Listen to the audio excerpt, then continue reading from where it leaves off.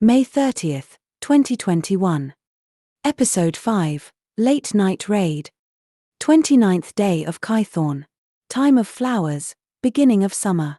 Weather forecast, clear, slightly warm day. As evening arrived, we found ourselves still relaxing at the halfway inn and tavern in Zelbros.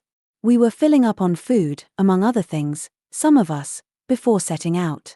We finally took our leave just as the sun was beginning to set below the horizon, using that last bit of daylight to find the Hark's lair. We made our way south of town for some distance before coming across the ruins of Moor Edge, a town from well over 100 years ago. As we arrived in what appeared to be the center of the town, we stumbled across the remains of a large iron statue in pieces on the ground. It was just as Malik had described, and so from there, I suggested we move directly east. But as we moved, we couldn't help but notice that there wasn't just the one warren Malik had spoken of, but many. In fact, they dotted the landscape as far out as we could see. And now that it had become quite dark as well, Moose chose to light a path in front of us with a ghostly and cute spectre, in the hopes that it would help us to find the lair we were searching for. While on the trek, we could hear what sounded like wolves howling, echoing from some of the pits that surrounded us.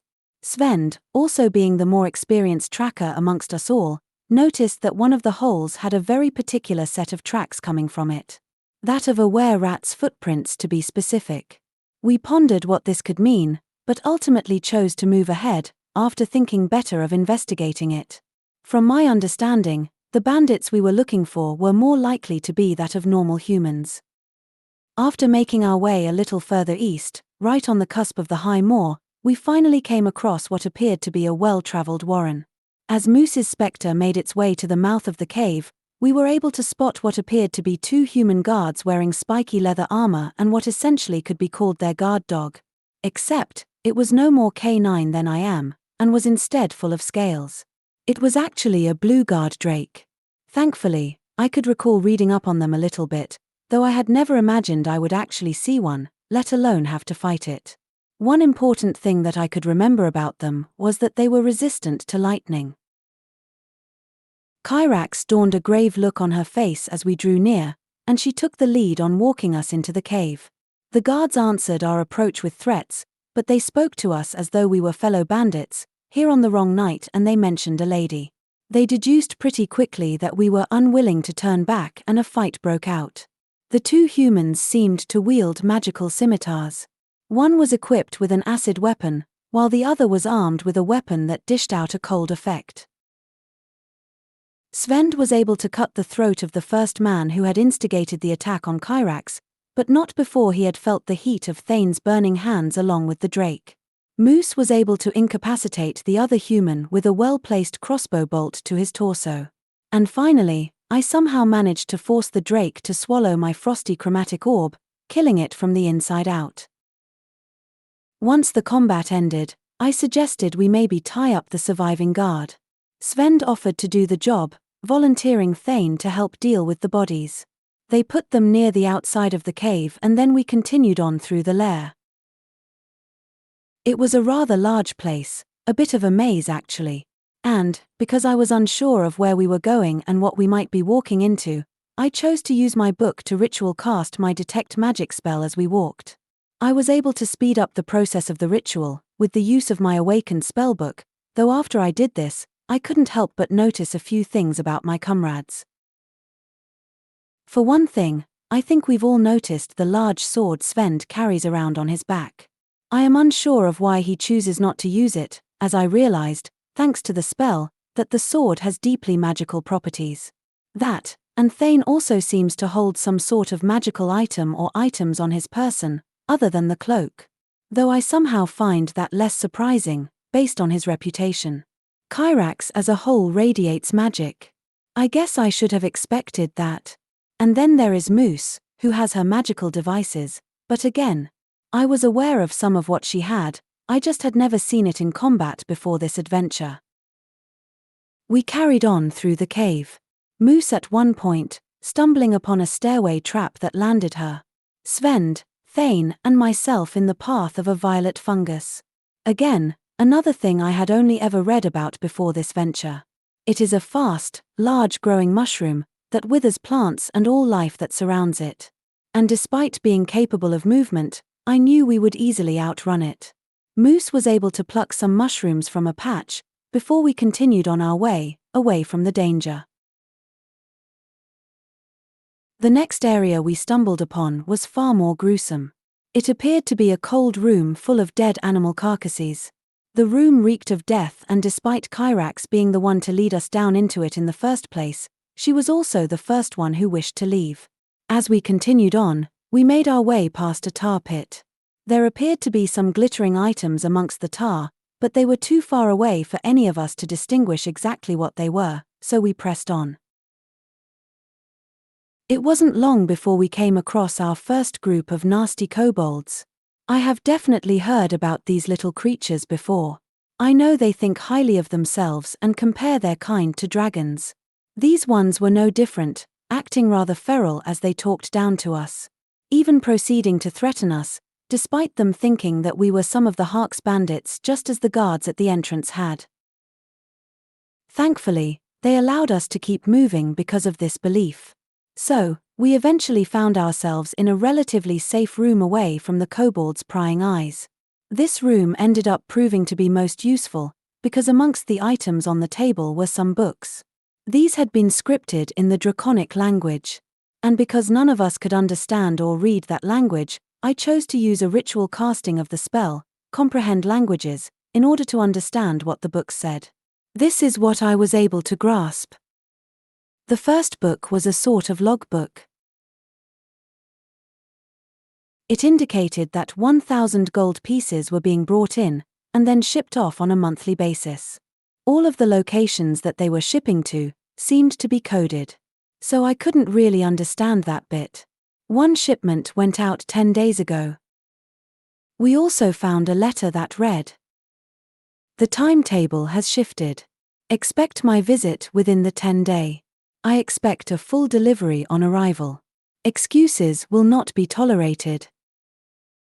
Signed, Cyanrath." This too had been written in Draconic. And lastly, we found 2 other books, The Tales of Tiamat, Volumes 1 and 2. Seeing that name, Tiamat, well, I would be lying if I said it didn't alarm me. Tiamat the Avaricious, the goddess who helms the destruction domain. She is the dragon queen, known for greed, conquest, and hatred. Her symbol is best described as claws, 1 for each color of a chromatic dragon, making a total of 5. She isn't known to be openly worshipped, nor is she well received in civilized society. In fact, Tiamat followers often take the blame for unexplained destruction. And lastly, from what I understand, Tiamat's image is generally represented as a dragon with 5 heads, 1 of each kind of the chromatic dragons. After reading everything, I explained all of what I knew and what I had found out to the group. To say I was concerned for Moose and her parents at this point would have been an understatement. If anything, I asserted we continue our path through the lair with a new sense of urgency after realizing the allegiance of our enemies. And so, we continued on through the cave, soon coming upon what appeared to be sleeping quarters for the kobolds, as there were many of them lounging around the space. One of them made it a point to spit near Svend's feet as we walked on by. We had all been trying to follow Kairax's lead, by acting as though we belonged there. From what I've already witnessed about Svend, he's quick to anger in situations such as this. And it was pretty easy to pick up on how he wanted to start a scene, based on how he clenched his jaw and cracked his neck. I did my best to fan his anger, by asking him to remain calm and to just keep going with a small push to his shoulder. Thane also pushed him on, receiving a small threat about the arena after doing so, whatever that means. Thankfully Svend did begrudgingly oblige, for the moment at least. The next space we came to had some cliff edges. I chose this time to use a spell slot and recast Detect Magic, just in case. Because I was once again unsure of what we might walk into. Upon peeking over the cliff, I was able to spot 5 humans dressed like the guards we had seen at the entrance. They appeared to be trying to load up a cart with some very heavy shipments. One of them spotted me and shouted obscenities at me for showing my face. I quickly darted back, and out of sight, but not before overhearing them complain. Something like, they are tired of working with these bandits, how the schedule is becoming shorter every month, and how often these humans forget their place. And, that they should be honored to carry out the bidding of their lady. I have a feeling I know who their lady is now. Once I was out of their sight, we glanced around that space a little more, but found nothing of interest. We then backtracked towards the room that the kobolds were resting in. We were able to trek past the kobolds a second time without trouble. Well, actually, less trouble, I should say. We eventually found a hole in the floor, with a rope ladder leading down into it. We made our way down into a small space, where we found a table full of what appeared to be, simply the worst pastime. All the while, overhearing some shouts coming from a small hallway, branching off of this tiny room we were in. Thane was able to snoop down the hall, and listen outside a closed door. Not sure what he was able to hear, but he wasn't gone long. It felt like it was merely seconds before he was returning into the room with wide eyes, urging us to get out of sight. The people who had been shouting were coming out. Unfortunately, there wasn't really time for us to run, and the space was too small for us to hide anywhere. So, we found ourselves face to face with a human, who we quickly discovered to be the Hark himself.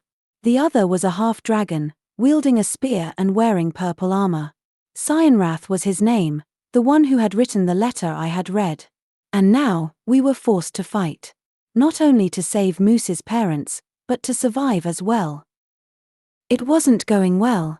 I used the fire breath potion I had managed to steal from Malik, but these two were very capable fighters. One of them finally managed to bring Svend down, after he had stepped in front of us all to face them first. It had been Cyanrath with his heinous dragon's breath.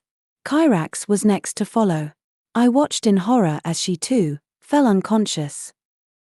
I feared this was it, quite frankly. Cyanrath cackled at Svend's fallen form and began to poke him with his spear. But it was just as all hope seemed lost when the wall behind us burst into rubble. The three of us who were still left standing watched with bewilderment as Mincy Pompledy, Moose's mother, whom we were supposed to be saving, came flying through the room in some sort of crazy machine, hurling fallen bandits in her wake, as the fist of her creation came to blows with Cyanrath's body. Moose cheered with excitement at how amazing her mother was, while I just stood there watching, slack-jawed I'm sure.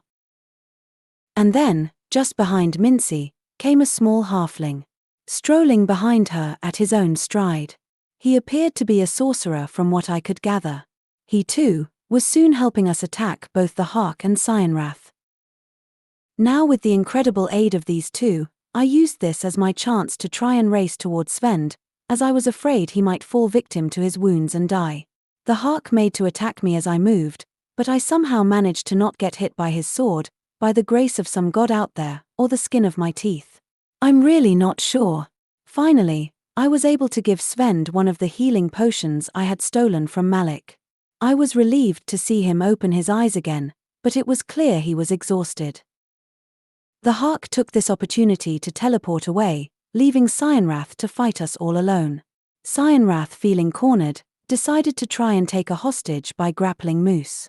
A nearly fatal mistake as it would seem, as not only was Moose able to escape his grip using her cannon, but he soon succumbed to his injuries after a killing blow from the sorcerer. Upon the battle's end, I gave Kairax the remaining potion I had. She looked tired, but I could exhale a breath after seeing her arise to her full height once more. After witnessing Moose be reunited with her mother, we found out from Mincy that Moose's father was still shackled up in the room she had broken free from. We made our way there, following Mincy's lead. Kairax was able to break his wrist shackles, while Thane picked the locks to his feet. Mincy used her crazy device to break through a caved-in wall we had seen on our way in. Soon we found ourselves at the entrance to the lair once again. And thank goodness at last, we had a straight path out of this terrible place. We were just about to make our way out and back towards Zelbros, when Svend was suddenly shoving the spear from the fallen Cyanrath into my hands. I watched in question, as he told me to wait and then ran back into the lair. While he was gone, Thane picked up the two magical scimitars from the guards at the entrance, as they were still lying on the ground. And it was just as I was starting to grow concerned that Svend hadn't returned, that I heard a strange ruckus coming from the direction he had gone. He then reappeared, sprinting as fast as he could, despite that exhaustion he had. He was coming towards us with a big smile on his face, warning us all to go on ahead, or to run basically. And in seconds it was pretty apparent why. Because following behind him was a horde of angry kobolds, pretty much imploring us all to do exactly as he had said.